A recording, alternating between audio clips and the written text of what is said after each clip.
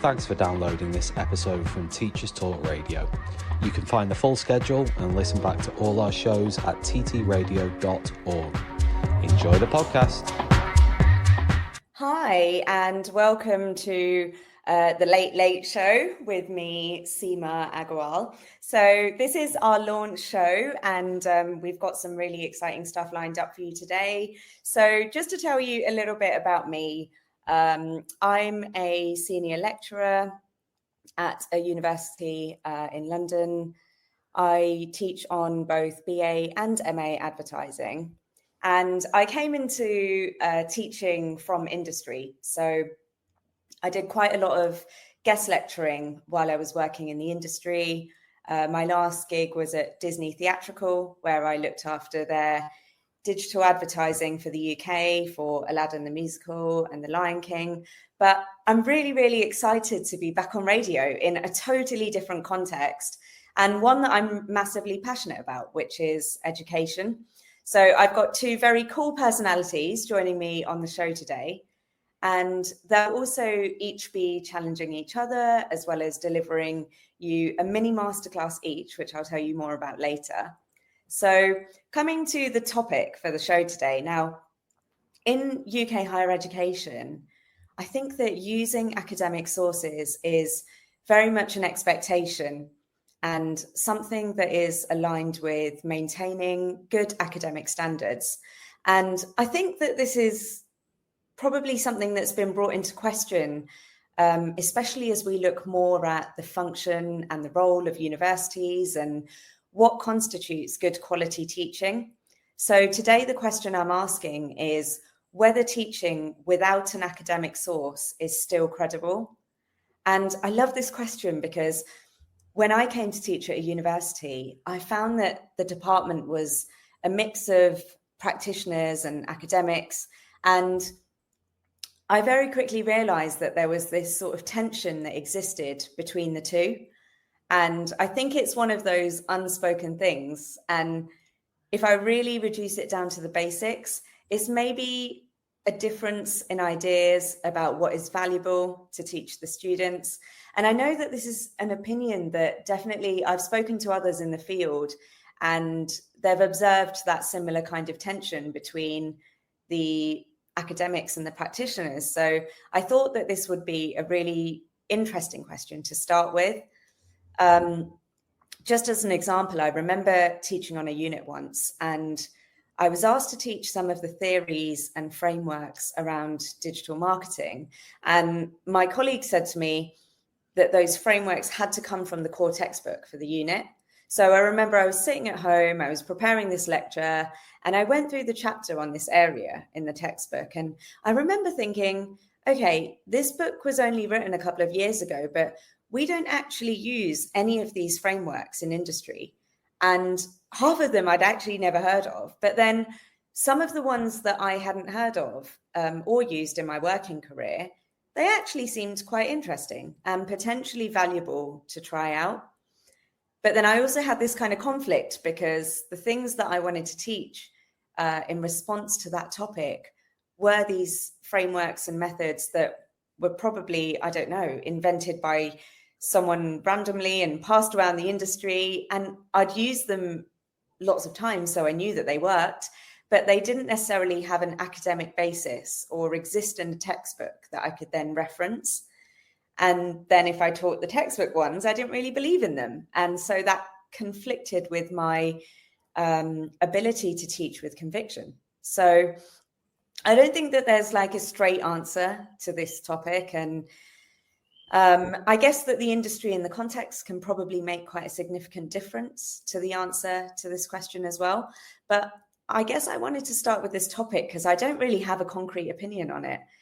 And when I was thinking about topics for the show that I wanted to discuss, there's quite a few that I definitely have a very firm kind of standpoint on. But I want to talk about these things and explore them and unpick them as we go along with people that I think are good at what they do, extremely credible, and people that are opinionated but open-minded as well, which is how I describe my two guests today. So when I was leading on a unit called Behavioural Insights, I I collaborated with Dr. Adrian Sledmere, who I would say traditionally, and he might correct me if I'm wrong, but I would say he traditionally fits the criteria of being an academic.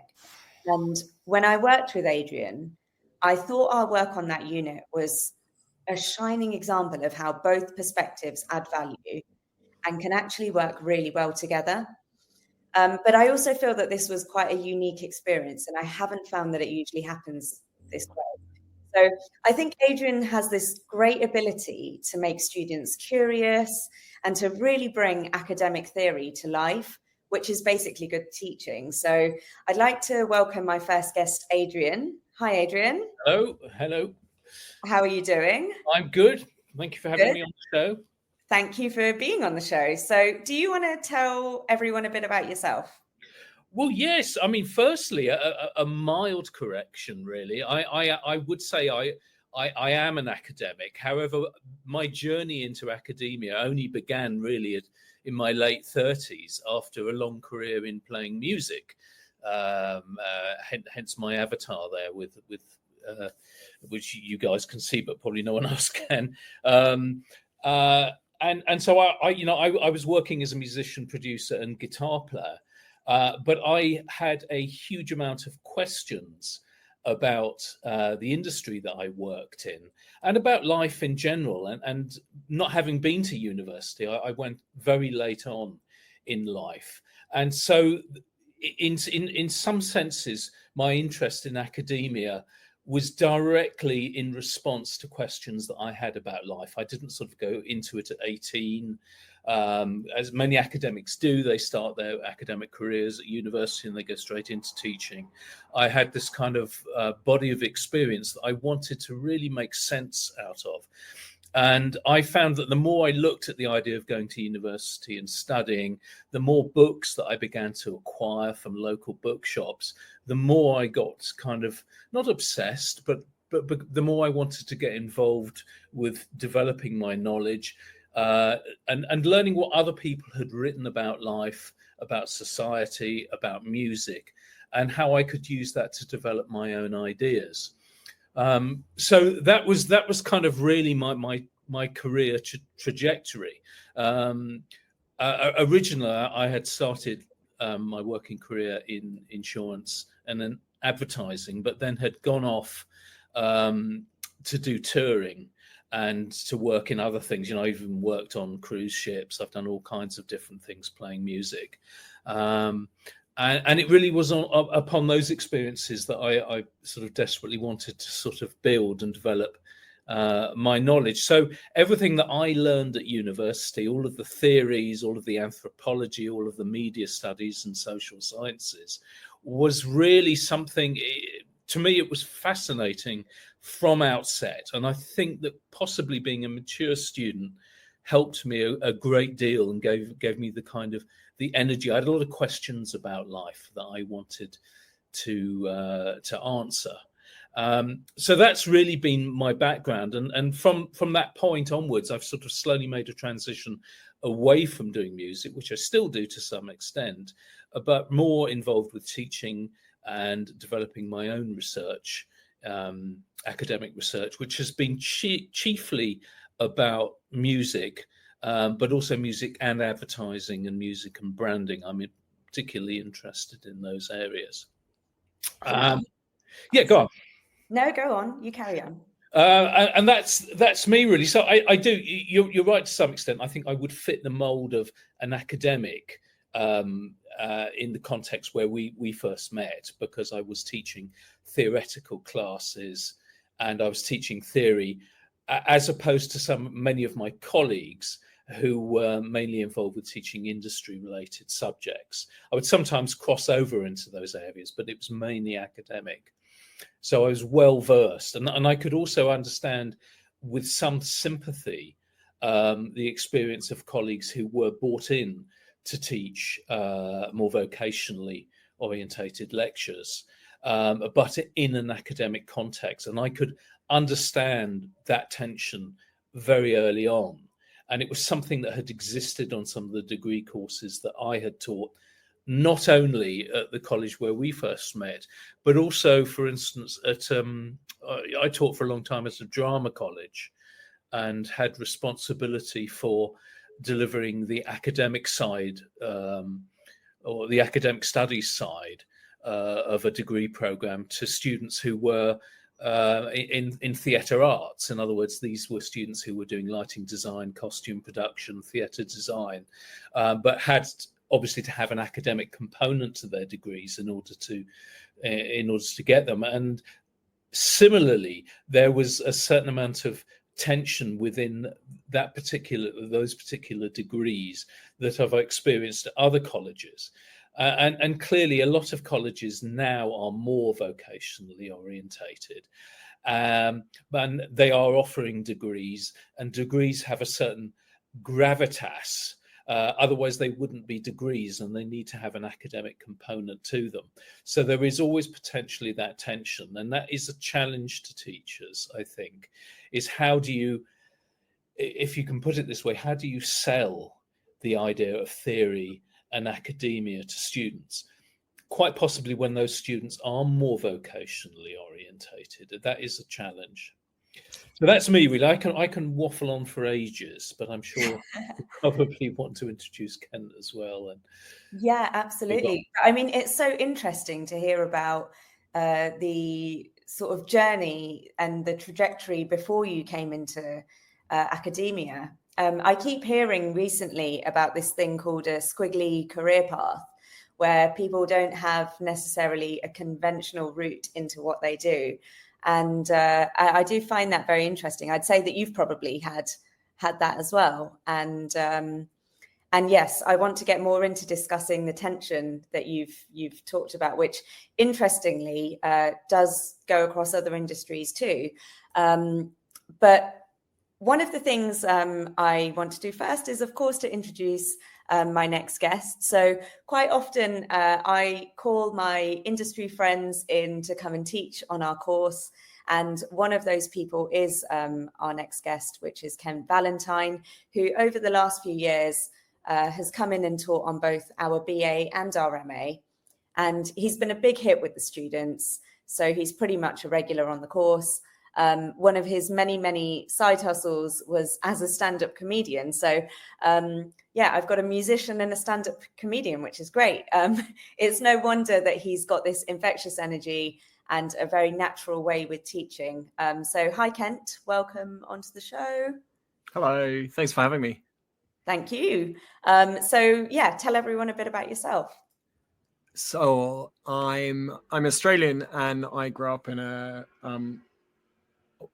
I guess what was a country, well, it wasn't a country town, it was a coastal town, but I wanted to get out of there as quickly as possible. So I went out into the country and studied theatre at probably something, a course that sounds quite similar to what Adrian was teaching, this weird mix of vocational and academic, and then graduated being completely unemployable with a theatre degree.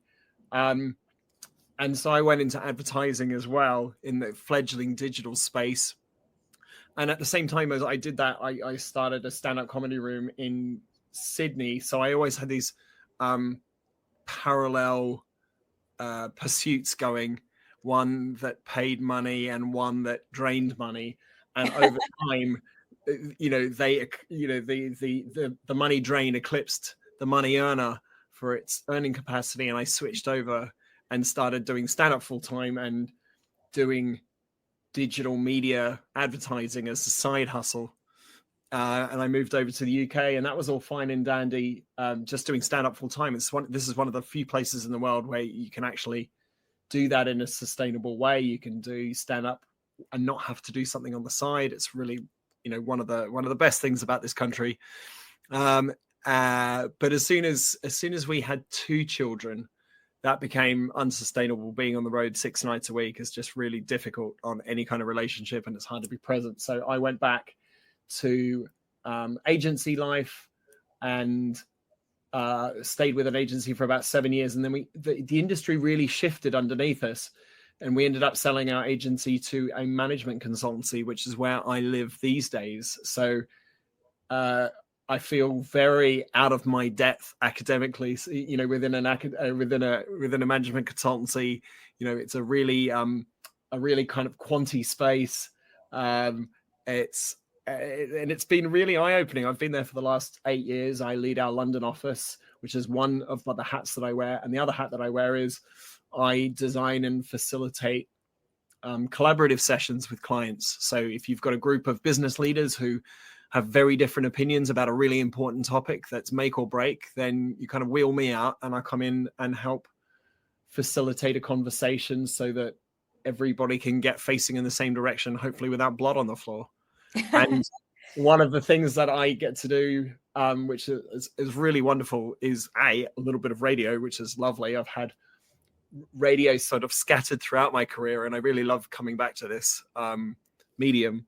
And teaching via yourself and Paul at UAL, which has been fantastic because I love teaching. And one of my only regrets is that I didn't do the one extension year to my degree so that I could teach, because I've really enjoyed it whenever I've had the chance. I'm one of the faculty at our firm, and I love delivering teaching. I love giving people skills that they can implement immediately and that are immediately relevant to their life and that shift the way that they think about things that they already think are fixed, which is really satisfying. And one of my joys every year is coming to teach on either the BA or the MA class, especially because they're really fun topics, especially like iteration, which is what we did this year.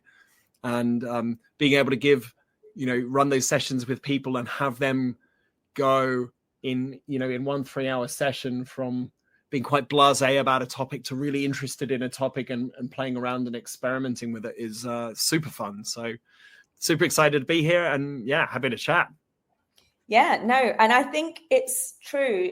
The students have always really loved the practical nature of your sessions. That's something that they consistently talk about as being valuable. So, we'll dig more into this. I think I want to start by actually just getting a direct answer to the question from each of you.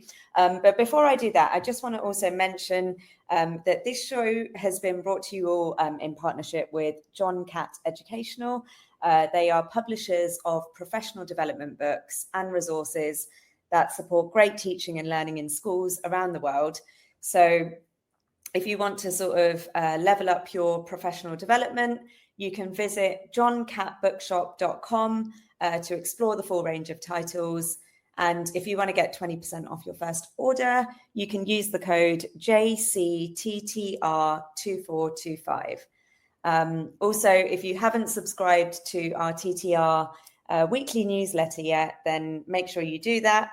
It's called Soundbites and Insights, and it's delivered to 10,000 educators a week.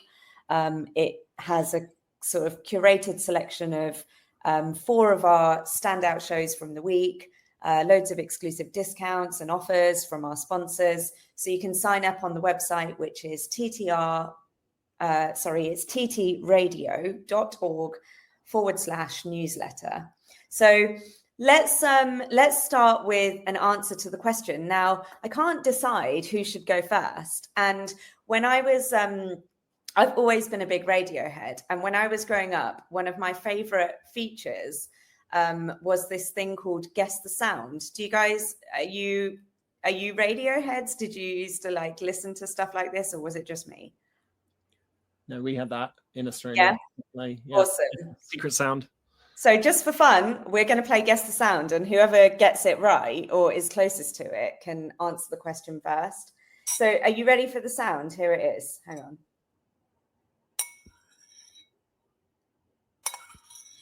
Spoon in a bowl. Yes. Oh my God, that was so good. How did you get that so quickly? I thought that was going to be quite difficult. Does that mean that Kent doesn't get to go first? That means Kent gets to go first. So over 7,500 primary schools are already using Capel Primary to boost confidence in teaching foundation subjects. Our expert-created curriculum planning, lessons and CPD are here to support and upskill you, whether you're a subject lead or classroom teacher. If you've got knowledge gaps in art, music, computing or beyond, we've got you covered. Head to capelprimary.com and empower your teaching today. Need a smarter way to teach? Wish your lessons had more impact? Eduflix.com. Stream educational films for teachers and students in or out of the classroom. Keep students engaged. No ads, no distractions. Try it free for 30 days at eduflix.com/try. Use code TTR. Get 50% off all orders made before June 1st. eduflix.com. This show is brought to you in partnership with John Catt Educational, publishers of professional development books and resources that support great teaching and learning in schools around the world. Don't miss out. Level up your professional development today and visit johncattbookshop.com to explore the full range of titles. Use the code JCTTR2425 for 20% off your order. Happy reading. So, Ken, what do you think? Is teaching without an academic source still credible? Well, I'd say yes, but I'm very much at one end of a spectrum in terms of how I teach and what I teach. But one of the things that I've learned is everything in moderation. And I find that when I work with people, I always try and complement myself with someone that is a very different style to me and teaches in a really different way. And so I think in cases like this, I think that both are super relevant and super useful. And while I think it's possible to teach without academic sources, I think for some people to feel like, that what they're getting is the real deal, it can be really useful. So, I'm actually on the line. I think you can do without, but you're probably better with kind of both ways. And before I get Adrian to answer the question, let me just quickly ask you, Kent, when you come in and you teach on the BA and the MA, what are your sources? What do you use? So interestingly, I use techniques. I'm teaching primarily techniques which I use in the wild. So I'm teaching techniques that I use directly with clients. Some of those will come from academic sources. So my favorite thing ever, like my favorite technique or little trick or like a tool or framework for thinking that I use everywhere comes from an academic source, but some things don't. Some things are bastardized versions of exercises which might have come out of things like design thinking, which we've changed. I'm very much a magpie when it comes to my tools and techniques. For my work, I shamelessly steal and bastardize and adapt. And so what I tend to teach is that patchwork of techniques, which I think if someone were versed in the theoretical underpinnings of the kind of things that I do, they would recognize some things more easily than others. But it's, this is more like the Millennium Falcon than a kind of stock standard,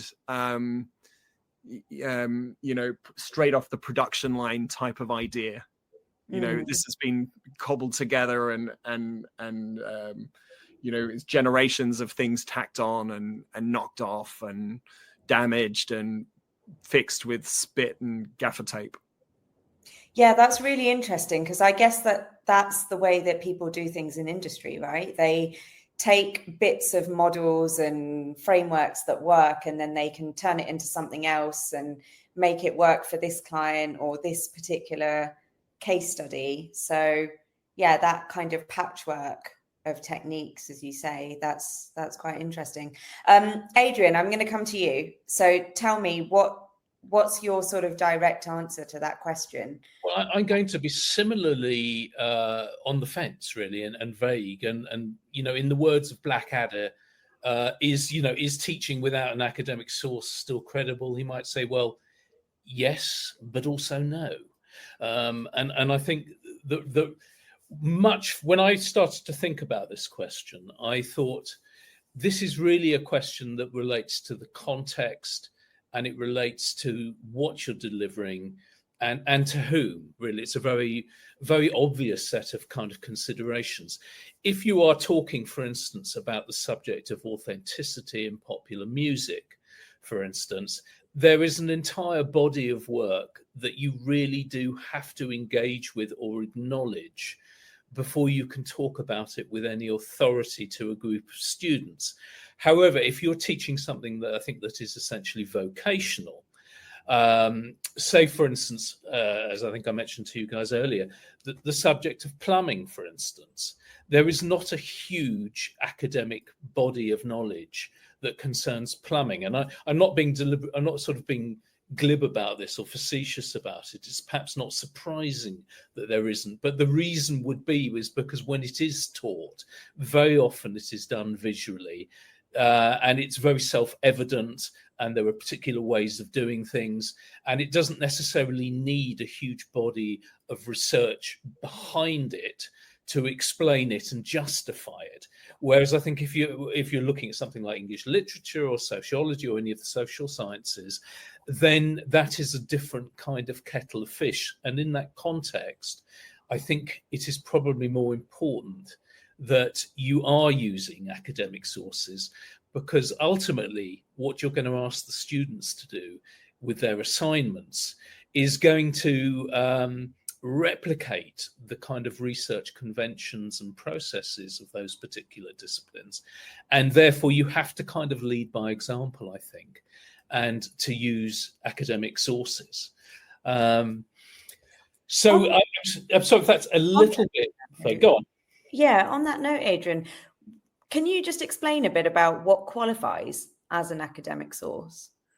Yeah, well, an academic research or an academic source is usually takes the form of something called a journal article. And these are articles published in established journals by academics, for academics and for students. And very importantly, the research that gets published in these journals has to be of a very high, rigorous standard, and it's subject to something called the peer review process. So in other words, if I submit an article, as I have done recently, to Popular Music and Society, I can expect to have that reviewed not only by editors, but also it'll get sent out to a couple of other academics, and they will give their comments on it. And this can be quite a harsh and rigorous process sometimes. But what it does is to ensure that there are kind of limits to what people can say, and that they must be able to justify the evidence that they're presenting.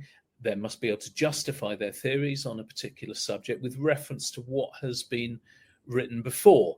So those journal articles, I've just mentioned one of them there, for instance, Popular Music and Society, but you're going to find them, you're going to find a lot of them in relation to advertising and marketing. I think that is a slightly different discipline, which has some of its own codes and conventions, but essentially the process is the same. You also find academic sources in the form of book chapters. So you might get an anthology of essays about a particular subject by different academics. So that's very often a common source. You would find conference papers. You might go to an academic conference, and very often academics like to road test their ideas before a relatively friendly but equally critical audience. That's a very useful thing to do for them.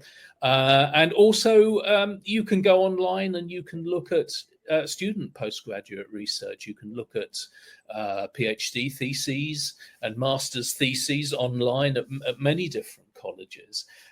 So I think it's quite important to sort of emphasize here that it's not only academics and teachers who are part of this kind of wider body of knowledge, but also students as well.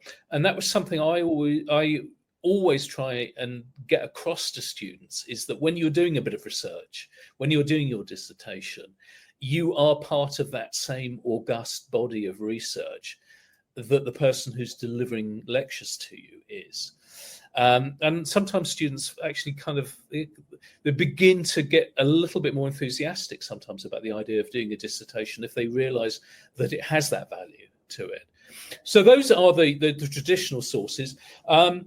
I think it's important to talk about academic sources, or to talk about sources really in terms of their provenance. So the things that I have mentioned are really kind of at the top of the tree, but of course there is a whole body of knowledge beneath that you can get from government reports, from newspapers, online, and various other sources. But you tend to have a kind of hierarchy of credibility when it comes to academic work. And if you are engaging with a particular topic, you do really have to engage with what has already gone before and what has been written about academic research, about a particular subject that you want to talk about. Sorry, go on. Are you? Yeah, and I think one thing that I came across the other day, in a completely different context, is I'm reading Middlemarch at the moment. I don't know if anybody has read that by George Eliot. And you think, oh God, why is he going to blather on about Middlemarch? But very interestingly, and Middlemarch is talking about a period of history around 1830. So it's kind of post-Enlightenment, sort of getting into the Romantic period. However, one of the main characters in that book is an academic theologian called Edward Casaubon, who is writing his ultimate piece of academic work, which is called A Key to All Mythologies. And this becomes pivotal to the plot of the book in some ways, because it transpires that his whole project is flawed because he doesn't speak German and therefore is not up to date with the latest research concerning mythologies. So, in other words, even if you go back 200 years ago to George Eliot and Middlemarch, you can see that already in academic circles, it was considered important, if you wanted to hold forth about a particular subject, that you had a good comprehensive knowledge of the debates and ideas that circulated within that field. Now, obviously, that's not always going to be the case, and it depends very much what you're talking about. If you are teaching something that's marketing related or advertising related, yes, there is a body. There is going to be a body of research that you can draw upon. But I would imagine in those areas you're going to have slightly more leeway in terms of drawing upon your own practical experience and your own ideas, because that's essentially what I think a lot of students are paying for anyway, is to hear your kind of unique take on the subject. So anyway, I'm taking liberties there a little bit. That's okay. Ken, you've spent a lot of your career in the kind of worlds of marketing and advertising. So what do you think? I mean, I know you can't speak for the whole industry, but coming from the industry, what do you think the sort of internal perspective is on academic sources? Do you find that you and your colleagues are keeping up to speed with these kind of things, or including them in what you use to stay abreast of what's going on in the industry, or are they considered outdated? Like, what do you think the perspective is? Yeah, I mean, it's really interesting. And I think I really need to preface my answer with, I'm not a typical representative of the marketing industry, that's for sure. Yeah. I think certainly that there were some people who did a sister degree to me, an advertising degree, and went straight into advertising via a graduate program. And I think it was different for me because I was in digital, and digital was, very much the Wild West. This is, 2001, 2002. So it wasn't so much advertising as taking advertising principles and applying them to emerging digital technologies. And in that time, we certainly weren't looking back at academic texts and seeing what was being written about that. There were people within the agency who had academic backgrounds in terms of advertising, and they would be involved in the process. But it was as much technology led as anything, certainly at that period of time.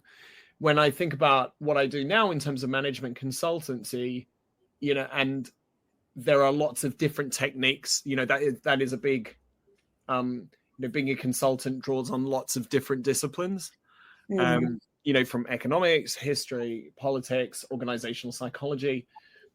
While people have a lot of training in that background, a lot of the access to academic study, I think, would probably primarily come through business books, which are taking an academic body of knowledge and then popularizing them to a degree. So I think that, popular science, popular psychology, even self-help books, which have an academic grounding, as much as anything, will shape a lot of the thinking and a lot of the techniques in these fields. Because when you're referencing something that a client has also, especially when you're working with clients, when you're referencing something that a client recognizes, perhaps a book they've read, and then you can speak to the, the kind of academic knowledge underneath it, but it'll be the book that will have brought that topic to them rather than the knowledge itself. And then in my particular, space specifically, it's just about what works. I'm standing in front of a group of people, and I'm working with those people to elicit specific outcomes. And, at that point, it doesn't matter what it says in a book. It doesn't matter what's written in an article. The only thing that matters is what I can get out of those people in the room. And I think the quality with which I can do that would be vastly improved if I had a much greater academic background to draw on. My toolbox would probably be broader, but all of those tools have been modified for use. None of them have come straight out of academia and into the toolbox without, a degree of modification. Sometimes it's a little bit of modification, and sometimes it's with a lot of modification, but nothing survives a transition into the real world without, nothing survives that contact with reality without a certain amount of editing and retooling to knock the edges off and make it really workable. I really think that idea of what works for the group of the people in the room is very interesting. And Adrian, I'd like to sort of get your take on, if we took that into an academic sort of context, let's say we take that into a classroom, what works for the group of people in the room, what would the implications of that be in an academic setting? I think again, it depends very much on the context in which you're kind of it does, I know, yeah. What you actually deliver. My experience, in my own research, I've actually sort of straddled a number of different disciplines. A lot of my research was into popular music and political economy. So I've looked at sort of all the traditional areas that you get in sociology and social sciences. However, I've also delivered sort of material to PR students and to advertising students, as I'm sure you're aware. And so I'm equally aware that there is a substantial body of marketing and advertising theoretical material, but those areas compared to certain other areas like the social sciences, I think are relatively new, and those bodies of knowledge are rapidly developing. PR is a very good example, for instance, in that there aren't a huge amount of textbooks compared to, say, the field of English literature or literary criticism when you're looking at PR. So these these areas are quite new. And also I think that with advertising and, say, branding, the kind of discipline of marketing comes from a more kind of business school orientation, which I think is really partly what Kent's alluding to there.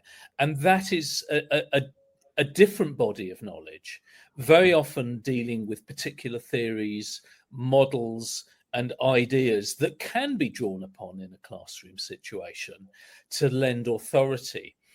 But my experience of reading a lot of those things, and I have to be really cautious about how I say this because I wouldn't want to upset anybody, very often I found reading some of that academic material to be practically orientated, but quite obvious in many ways. But in all fields, whether or not it's marketing, advertising, or whether or not it's the social sciences, whatever you can do to support and add, and it is a question of authority, really, because what you're saying is, look, don't take my word for it.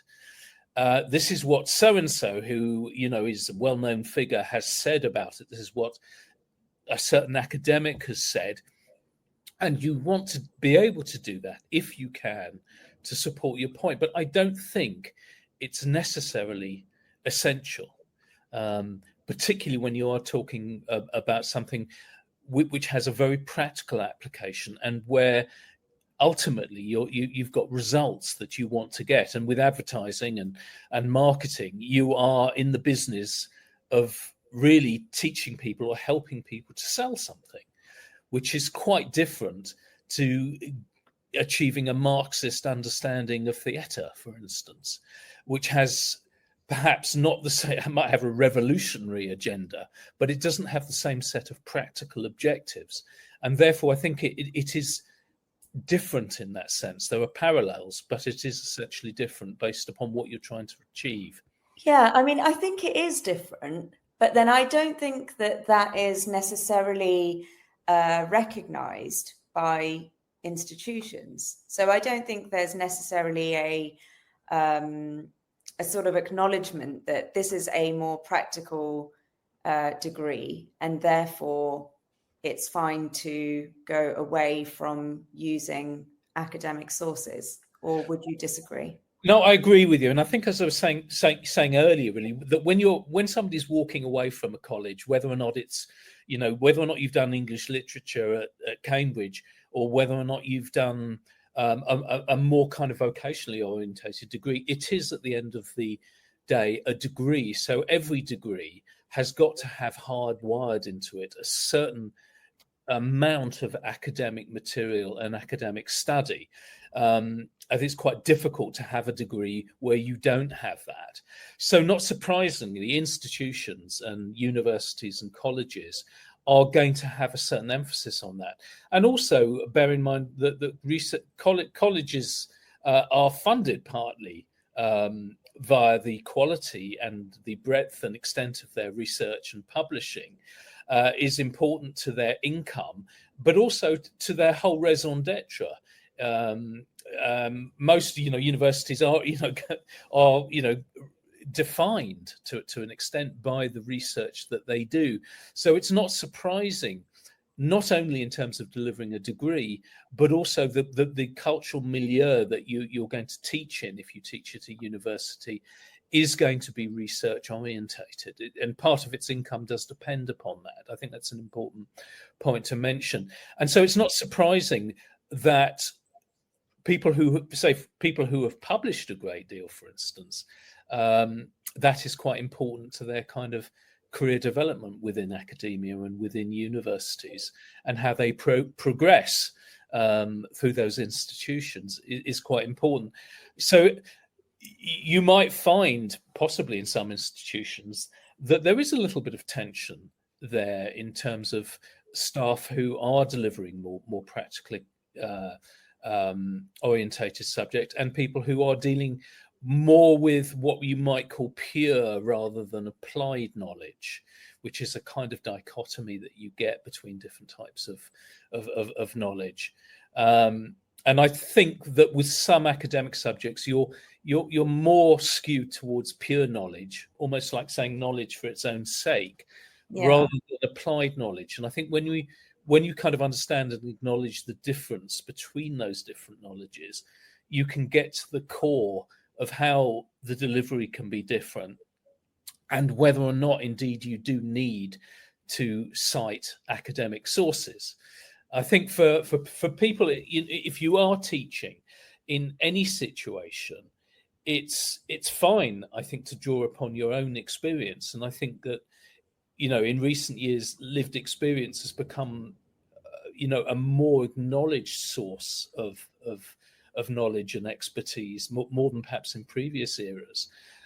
It is important to draw upon that. And certainly if I was a student studying advertising, I would desperately want to engage with practitioners who could bring their own anecdotal experience and their own practical experience. And I would be fully willing to accept that there wasn't necessarily a source to support the truths that were being presented to me in that particular context.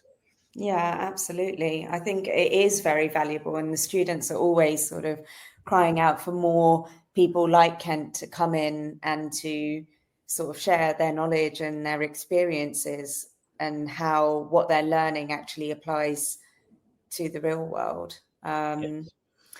So I just want to give you each an opportunity to ask each other a question as well, because I'm just aware that I don't know how time goes so quickly, but would you like to ask Kent anything, Adrian?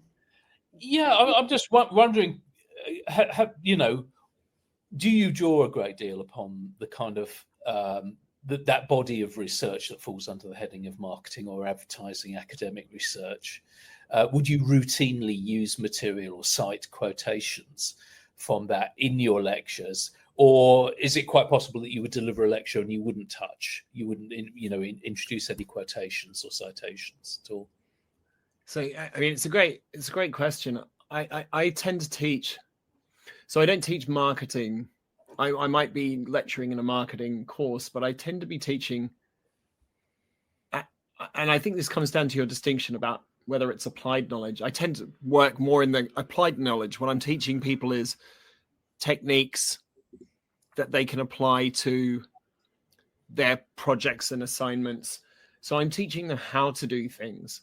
And I guess one of the reasons why I feel like very often I can get away with teaching from experience is because I can demonstrate live, and this is probably why there isn't a body of knowledge about plumbing, academic knowledge, is that with plumbing, if you're demonstrating something, you can demonstrate the truth of the claim immediately. It can be borne out by observation of the system right then and there. No need to run a huge experiment with lots of people, because you can show the truth of the situation right there. And I think in many cases, the same can be said of some of the techniques that that I would teach groups of people.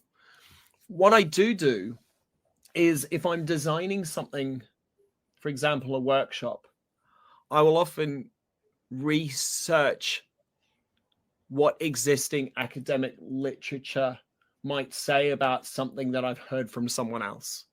So, for example, the first time that I encountered pre-mortems, one of the first things I did was Google pre-mortems, figure out where they came from, and found that there was a body of research about them.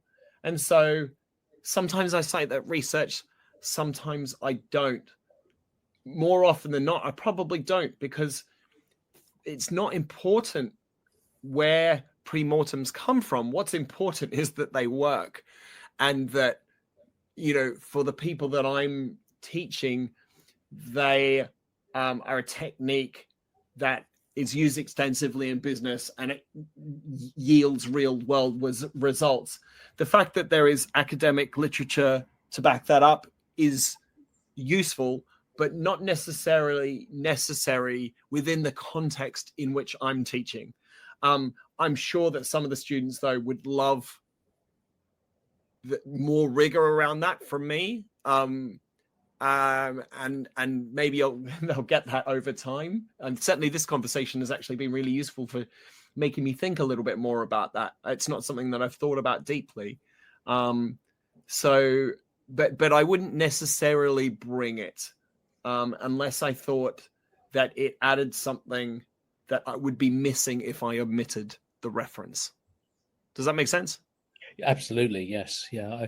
I completely agree, and much of it just, you know, if you're teaching something that is related, very much kind of rooted in the outside world and in the world of commerce and business, that is quite different to arguing different kind of, or looking at different takes on Marxist theory, which, you know, there is too much probably written about Marxism and Marxist theory, because Marx was putting out there that there were these number of different concepts and his ideas about how capital worked and all the rest of it, which have been disputed and debated ever since.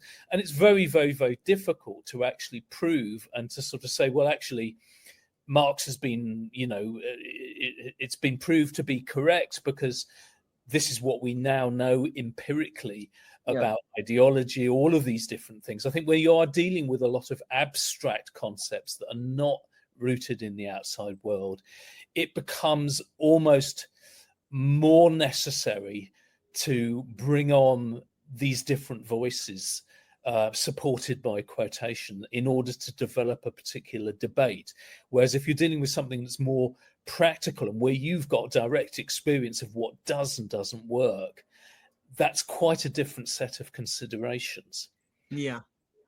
I think that actually shows as well why that tension exists in the first place, because as Kent mentioned, it's not something he would have necessarily thought about. He's thinking about it now, but he wouldn't have perhaps considered that beforehand, right? And I think that a lot of practitioners that come and teach in universities probably haven't thought too much about the integration of academia and academic sources, and then if what they're teaching is sort of what works for the room, then until sort of someone taps on their shoulder and says, well, actually, I think that, you know, there needs to be a reference for this and a textbook that you can take this from, it's perhaps not something that a practitioner would naturally think about.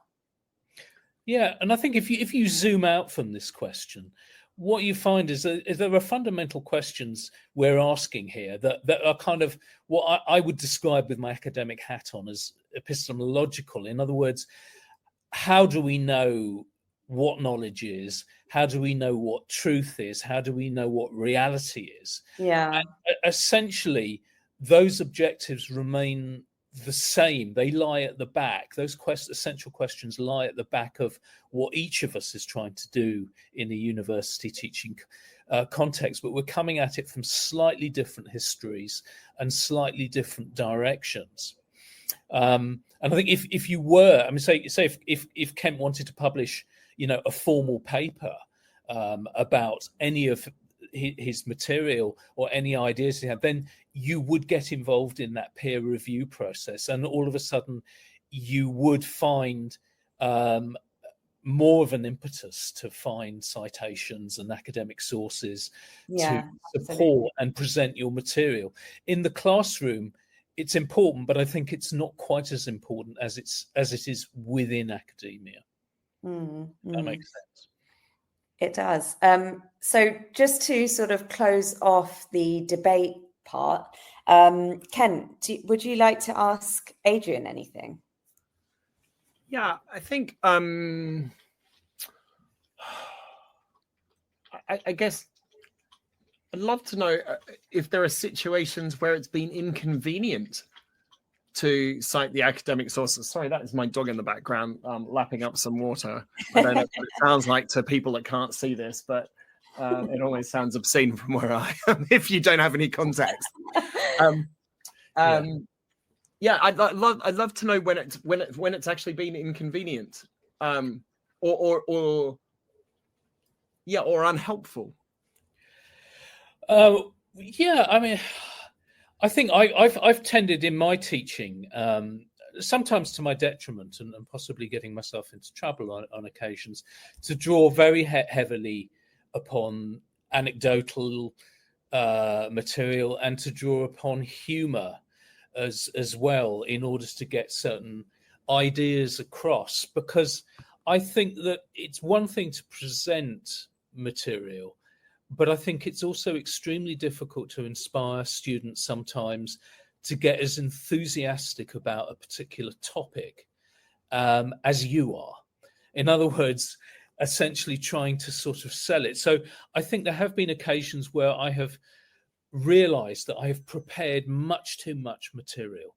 I will have, it's like kind of Seth Godin's pronouncements about PowerPoint, and having way too much material on them and lots of quotations. And I've realized after a while, partly I'm doing that for myself because I see the lectures as me researching and educating and getting interested and enthusiastic about a particular topic, but perhaps losing sight of what it is that the students are going to experience.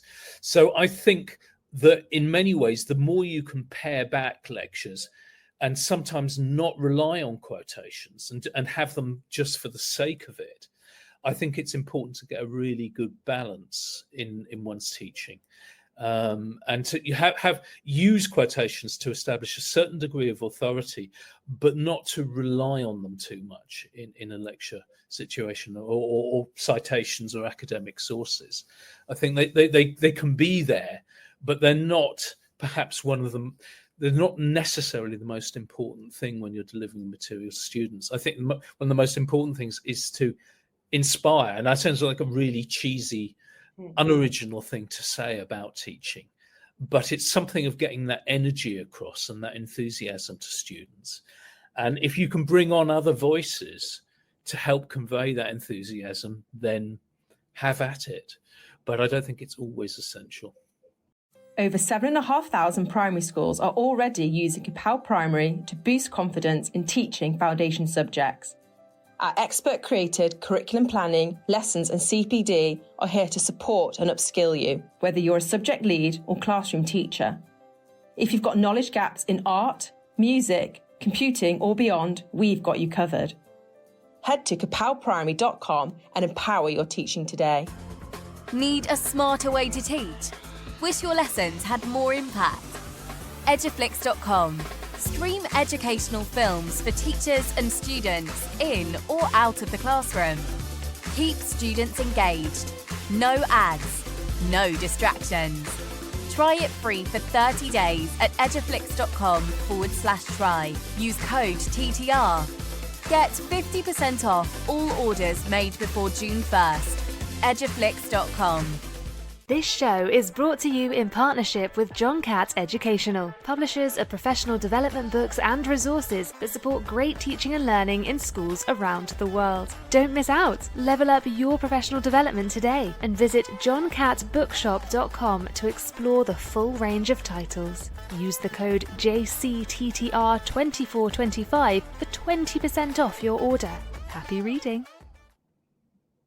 Yeah, I also love what you said there, Adrian, about, when you're preparing for classes and it's almost like your own research process going into that. I think all of us, by the way, over-prepare and have way too many materials, but that's definitely a topic for another show. So look, I think this has been a really, really interesting debate, and it's been really great to get each of your perspectives, because you do come from very different worlds, but yet there are a lot of kind of parallels and overlaps between what each of you think and what your experiences have been in this regard.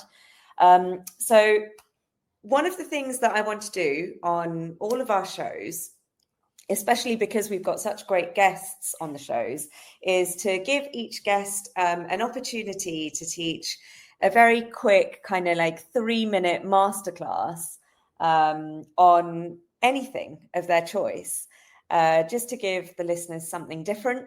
And so, Adrian, I'd like you to go first, but just while you prepare that, if any of you out there are looking for another great education podcast, do check out Chalk and Talk with Anna Stoke. Anna's a passionate advocate for evidence-based math education for students of all ages. And on her podcast, she talks about everything from effective teaching methods and how-to guides for teaching math facts to tips for evaluating research shows claims. And she brings on top-notch guests, educators, researchers, policymakers, and she discusses issues that directly impact teachers and students. So Chalk and Talk is for anyone that's interested in education, and you can find it wherever you get your podcasts. Adrian, over to you. What are you going to teach us? Okay. Well, I'm going to plug one of my articles first, which is called Post-Colonial Paths of Pop, a Suburban Psychogeography of George Michael and Wham.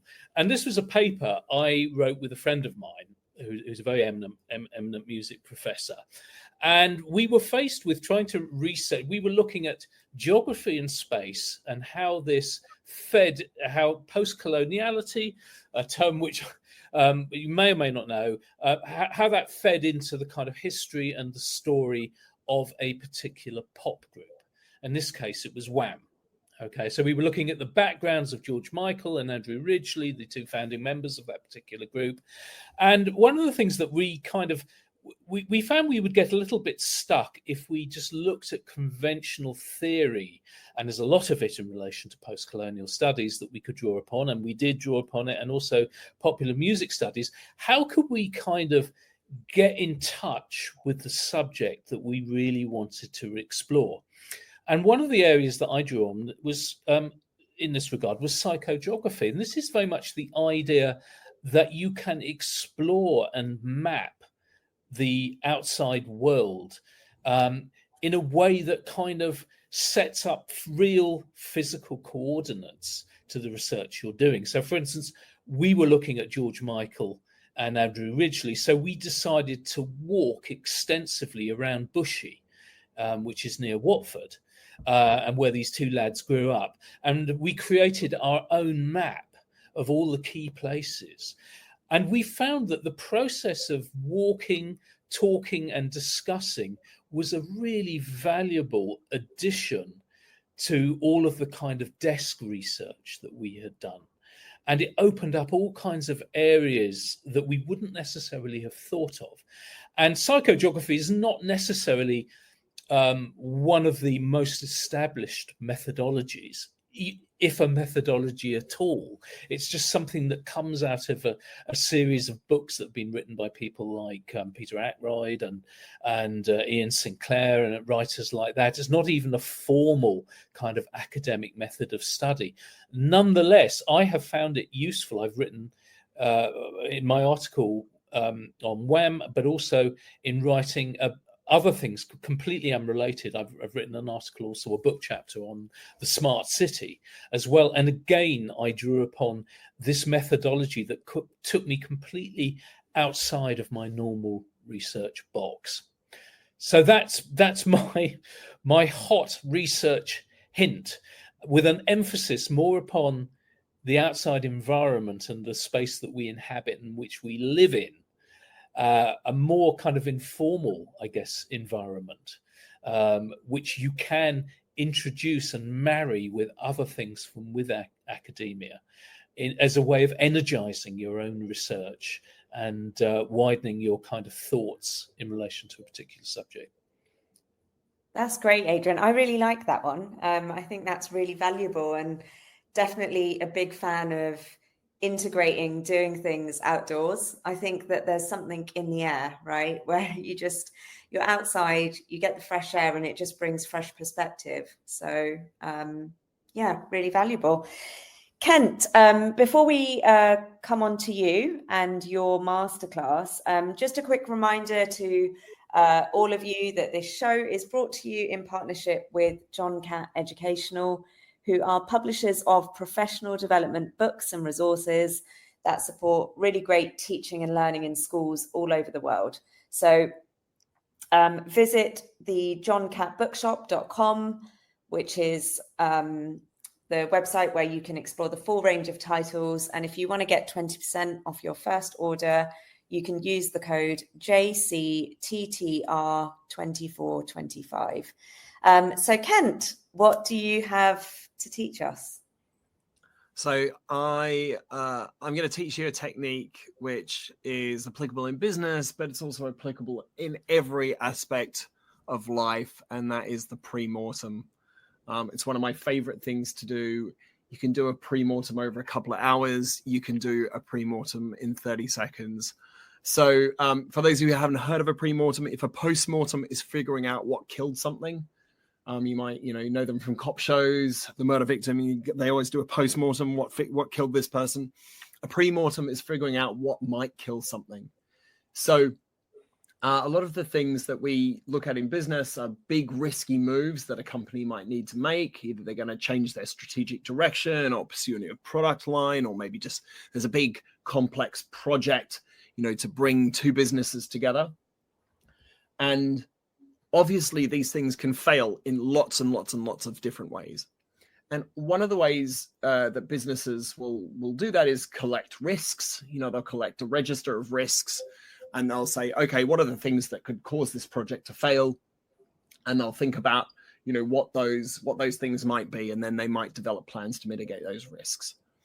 But some researchers in the late 80s, and so I can even cite this. This is a piece of research by Mitchell and Russo and Pennington that came from an academic journal, found that you would get better results about predicting what the likely outcomes were if you pretend the thing has already happened.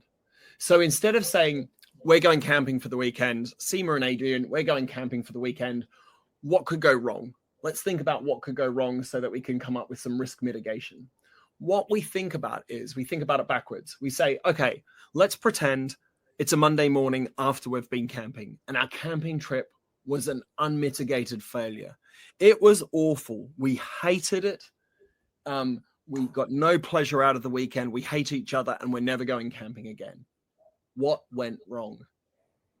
And weirdly, by pretending that it's already happened and looking backwards on the scenario that hasn't happened yet, this imaginary scenario, groups of humans are much more likely to come to accurate pictures of what the outcome is likely to be.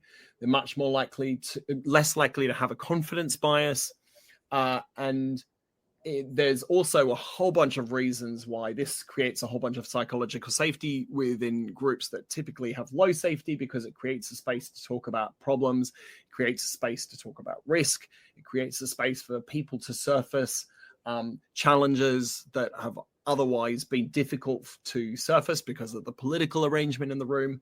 So a pre-mortem is just looking at something that hasn't happened yet, but pretending it has happened, and then thinking about what might cause it to go wrong. And then you take the group's opinion. Okay, we think that the biggest things that are likely to go wrong are it's going to rain, or we get lost, or that we forget, a key item of camping paraphernalia.